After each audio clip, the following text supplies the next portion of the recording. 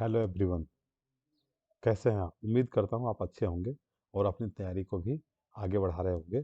चलिए इसी क्रम में मैं फर्स्ट टर्म का जो ऑब्जेक्टिव क्वेश्चन आने वाला है फर्स्ट फ्लाइट बुक से, जिसका नाम है, चैप्टर का नाम है long walk to freedom written by Nelson Mandela. ठीक है, तो इसके ऑब्जेक्टिव क्वेश्चंस को करते हैं। चलिए देखते हैं पहला question. When was the inauguration day? मतलब वो उद्घाटन का दिन कौन सा था। इनॉग्रेशन का मतलब होता है जिस दिन वो समारोह मनाया जाना था। याद आया आपको? कौन सा दिन बताइए? 10th में। कौन सा दिन था? 10th में। चलिए ये रहा, ये देखिए इसको, देख पा रहे हैं? चलिए अगला क्वेश्चन देखिए। It was a celebration of south Africa first dash government.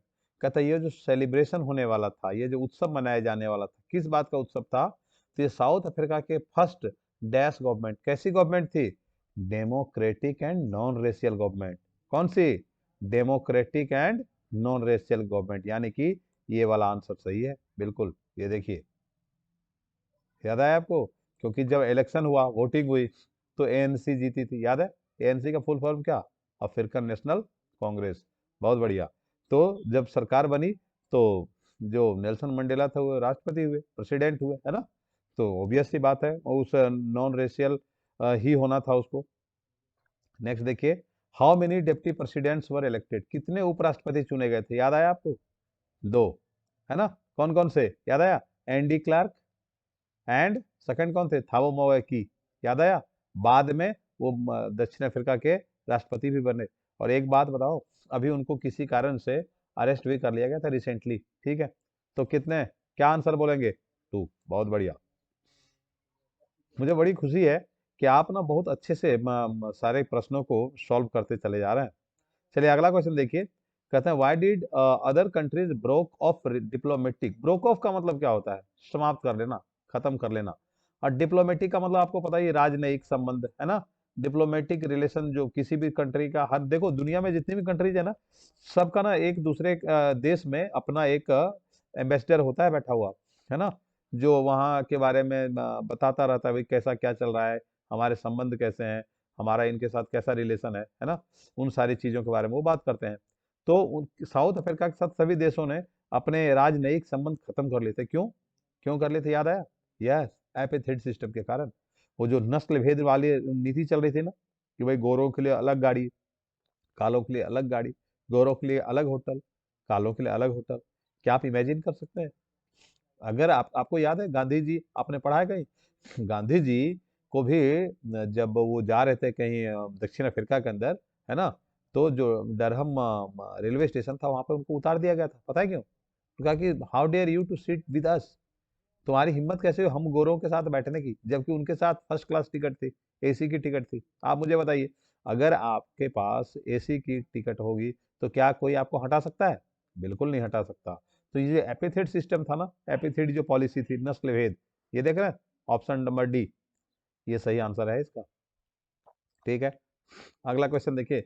What change brought international leaders to South Africa? जो साउथ अफ्रीका, जो अंतर्राष्ट्रीय लीडर्स आए, है ना, वो कैसे आए साउथ अफ्रीका में? क्या कारण था? तो वही कारण था कि एंड ऑफ द एपिथेड हुआ, यानी कि ये जो नस्ल भेद की नीति थी उसको समाप्त कर दिया गया। तभी दुनिया के देशों के, अन्य देशों के लोग वहां पर अफ्रीका में आए थे उस दिन, है ना? We thank all of our dignitaries, distinguished international guests for having come to take possession with the people of our country of what is, after all, a common victory for। किस बात की कॉमन विक्ट्री की बात कर रहे हैं? कौन से कॉमन विक्ट्री की बात कर रहे हैं? याद आया आपको? यस, बिल्कुल सही आप समझ रहे हैं कि जस्टिस के लिए भी था, पीस के लिए भी थी, ह्यूमन डिग्निटी के लिए भी थी, यानी कि अबव ऑल कहा जाए तो ऑप्शन नंबर डी इसका सही आंसर है। समझ गए? नेक्स्ट क्वेश्चन देखिए। What was it that the nation needed to be liberated from? वो कौन सी ऐसी चीज थी जिससे इस राष्ट्र को मुक्त कराना था? लिबरेट करना मतलब क्या होता है? मुक्त कराना। किन चीजों से मुक्त कराना था? देखिए, अपना देश भी आजाद हुआ 1947 में। उसके पहले बहुत सारी समस्याएं थी। धीरे धीरे धीरे धीरे उन समस्याओं को काटते चले गए, है ना? और धीरे धीरे हम लोग अब प्रोग्रेस कर रहे हैं। उसी तरह से दक्षिण अफ्रीका के अंदर भी बहुत सारी प्रॉब्लम थी।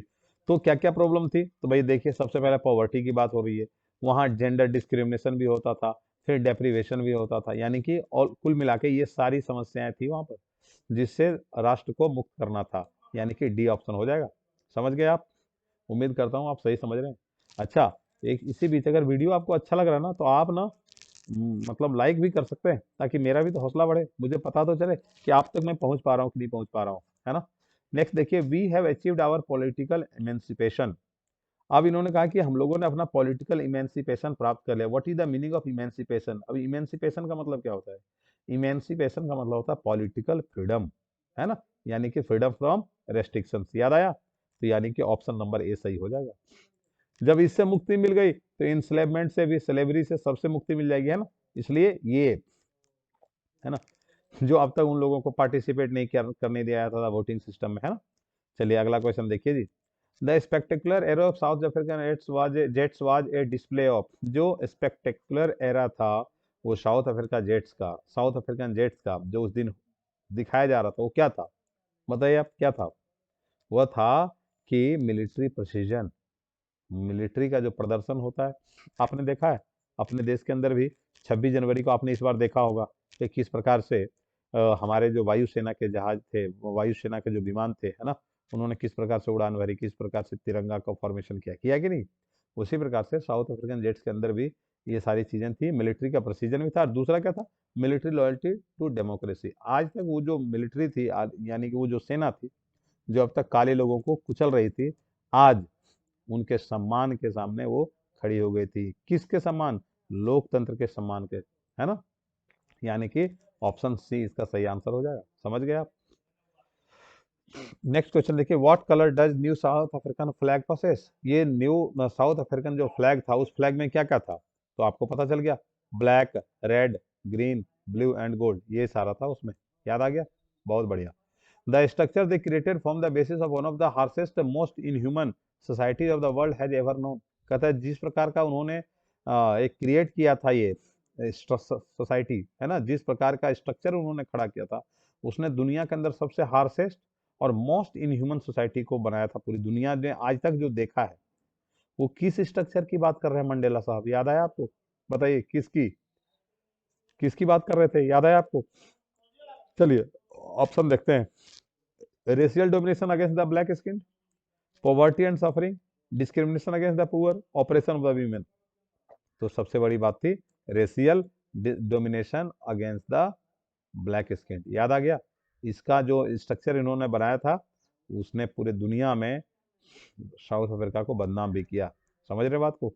चलिए अगला क्वेश्चन देखिए, वो whom did Mandela wanted to thank but couldn't? Mandela साहब किनको धन्यवाद करना चाहते थे लेकिन नहीं कर सके? बताइए, याद आया आपको? जब ने पढ़ाया होगा, आपको याद है क्या था वो? कि वो लोग, वो पैट्रियट्स, वो देशभक्त जिन्होंने उस आजादी की लड़ाई के लिए अपनी जान दे दी, वो लोग जिन्होंने आजादी की लड़ाई के लिए अपनी जान दे दी, लेकिन वो आज जीवित नहीं है, उनको मंडेला साहब थैंक यू करना चाहते थे, है ना। तो कौन सा ऑप्शन होगा बताइए? ये हो जाएगा African patriots who know longer existed, वो लोग जो आज अभी जीवित नहीं है। नेक्स्ट क्वेश्चन देखिए, what unintended effect did the decades of operation and brutality had? वो कौन सा, क्या प्रभाव था वो जो ब्रुटैलिटी था? ब्रुटैलिटी समझते हैं, क्रूरता समझते हैं, भयावहता समझते हैं, इसकी बात कर रही है ये ब्रुटैलिटी, क्रूरता, है ना। जिस प्रकार से दशकों तक उनका ऑपरेशन इस तरह से किया गया, उनके ऊपर अत्याचार किया गया, है ना। कहता है वो क्या था, उसने क्या किया, क्या इफेक्ट हुआ, उसका क्या प्रभाव हुआ? बताइए। तो created man of extraordinary courage wisdom and generosity. तो created man of extraordinary courage and wisdom and generosity. कहता है कि उन्होंने एक ऐसे ऐसे व्यक्ति को क्रिएट किया जो एक्स्ट्रा ऑर्डिनरी करेज के थे, अत्यधिक जिसके अंदर साहस थी, अत्यधिक जिनके अंदर बुद्धि थी, अत्यधिक जिनके अंदर सहनशीलता थी, ऐसे व्यक्ति को ये किया, है ना। तो आपका आंसर हो जाएगा ए। याद है? याद रखिएगा। नेक्स्ट क्वेश्चन देखिए, according to Mandela what is the greatest wealth of nation? Mandela ji के अनुसार किसी भी देश का सबसे बड़ा धन क्या होता है? बताइए, बता सकते हैं आप? बिल्कुल, आपको कहना चाहिए सर, किसी भी देश का सबसे बड़ा ताकत, सबसे बड़े ताकत, वेल्थ उसका जो होता है वो उसके लोग होते हैं। इट डजेंट मैटर कि उसमें कितना हीरा, कितना सोना चांदी है पाया जाता है, इससे कोई मतलब नहीं। मतलब ये है कि वहाँ के लोग जो है वो अगर रहेंगे, वही तो उनका मेन वेल्थ है ना। चलिए, what did Mandela learn about courage? Mandela साहब ने करेज के बारे में क्या सीखा? बताइए मुझे, क्या सीखा उन्होंने? उन्होंने सीखा कि it is the triumph over fear.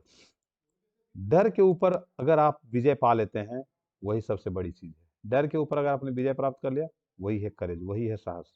Absence of fear नहीं, but it is the triumph over fear. What are the men's obligations in life? किसी भी व्यक्ति के अंदर किस प्रकार का ऑब्लिगेशन होती है, जवाबदेही होती है? तो दो प्रकार की होती है। पहली जवाबदेही कौन सी होती है? अपने परिवार के प्रति, यानी कि फैमिली के प्रति। दूसरी जवाबदेही कौन सी होती है? दूसरी जवाबदेही होती है किसके प्रति? अपने देश के प्रति, है ना। तो यानी कि obligation to the family and obligation to people, है ना। यानी कि ऑप्शन डी हो जाएगा सही। हड़बड़ी मत करिएगा, पेपर जब अटेम्प्ट कर रहे होंगे तो, है ना। ऑप्शंस को सही से पढ़िएगा। Why were to national anthem sung? अब बताइए, दो राष्ट्रगान क्यों गाए गए थे? अपने यहाँ दो राष्ट्रगान है क्या? नहीं है ना। नहीं है, क्यों? We all Indians are brothers and sister, we are united, है ना। हम लोग एक हैं, हम लोगों में किसी प्रकार का कोई भेदभाव नहीं है। तो इसी प्रकार से आप देख सकते हैं कि अफ्रीका के अंदर दो नेशनल एंथम गाया गया था। इसका कारण क्या था? इसका कारण था कि एक तो यूनिटी दिखे दोनों कम्युनिटी में, व्हाइट एंड ब्लैक में, एक तो ये हो गया। और दूसरा क्या था? To mark the end of racial discrimination, ये हो सकता है। तो आप to mark the end of racial discrimination, मतलब एक जो भेदभाव का चल रहा था सीन, वो खत्म हो जाए, इसलिए ऑप्शन डी इसका सही हो जाएगा। ठीक है, चलिए अगला है कि what comes more naturally to heart? माने दिल में नेचुरली, स्वाभाविक रूप से कौन सी चीज आती है? तो आपको पता है, स्वाभाविक रूप से हमारे अंदर प्यार ही होता है। नफरत तो हमारे अंदर कूट कूट के भरा जाता है। समझ रहे बात को ना? यानी कि लव हो जाएगा सही आंसर। हमें लोगों के खिलाफ भड़काया जाता है, ये ऐसा है वो वैसा है, समझ रहे बात को ना आप? लेकिन लव जो होता है वो नेचुरली हमारे अंदर होता है, प्यार जो होता है स्वतः हमारे अंदर होता है। What realisation did Mandela have of his boyhood freedom? अपने बचपन के दिनों में जो आज़ादी के वो सपने देखा करते थे, वो एक्चुअल में वो क्या था? वो एक्चुअल में क्या था? इल्यूजन था। इल्यूजन का मतलब होता है भ्रम, समझ गए। अगला question, what began Mandela hunger for freedom? तो अगर सच में कहा जाए तो उनको जो मंडेला की जो भूख बढ़ी थी, वो क्या थी? क्यों आज़ादी के लिए जो भूख थी उनकी बहुत ज़्यादा बढ़ गई थी? क्योंकि उनसे कुछ ना उनसे ले लिया गया था बहुत सारा फ्रीडम, है ना। ये ऑप्शन ए सही है इसका। विच पार्टी डिड मंडेला ज्वाइन? याद है आपको? एएनसी, यानी कि अफ्रीकन नेशनल कांग्रेस। याद रखिएगा, धोखा मत खाइएगा। अगला क्वेश्चन देखिए, a man who takes away another freedom? एक व्यक्ति जो दूसरे की आज़ादी को छीन लेता है या ले लेता है, वो कौन होता है? वो अ प्रिजनर ऑफ हेट्रेड होता है वो। ये ऑप्शन सही है, B. Who according to Mandela is not free? कौन सा व्यक्ति फ्री नहीं है? जो ऑपरेसर भी है वो भी फ्री नहीं है, जो ऑपरेस्ड भी है वो भी फ्री नहीं है, यानी कि ऑप्शन सी सही हो जाएगा। How did Mandela's hunger for freedom change his life? Hunger for freedom ने मंडेला को किस प्रकार से चेंज किया? तो चेंज किया था हर प्रकार से कर दिया। एक डरा हुआ व्यक्ति को बोल्ड बना दिया, है ना।